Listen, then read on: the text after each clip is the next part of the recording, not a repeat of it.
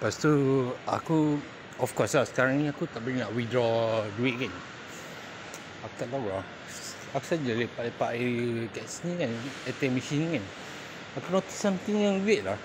Dia ATM machine ni dia tak ada macam dia structured cabling tau. So cabling dia tak nampak dekat mana-mana kan. Dia tersorok di celah-celah apa nama, di antara, I think kita panggil apa ya, structure cabling ni, di antara dia punya, kita panggil apa ya, dia punya tiang ke apa kan. Mungkin dia tersorok kat belakang lain ke tu. Lepas tu suddenly ada macam alarm box gitu kan di sebelah atas kan. Lepas tu aku jalan-jalan lah dekat area sekitar situ, tengok sama juga kan. Tak tahu lah structure cabling ni keluar ke mana ya. Aku sendiri pun tak tahu kat level ni ada ke apa nama itu, start level ada telefon riser ke kan.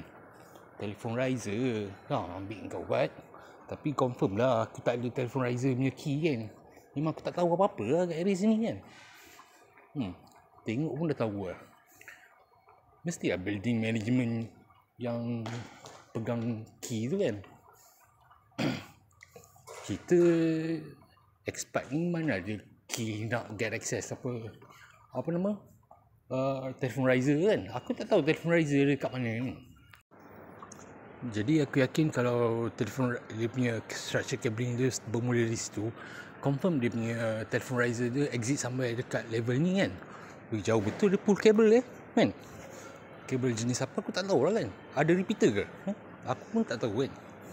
Tu aku jalan-jalan kat area sini, macam kehilangan arah gitu kan.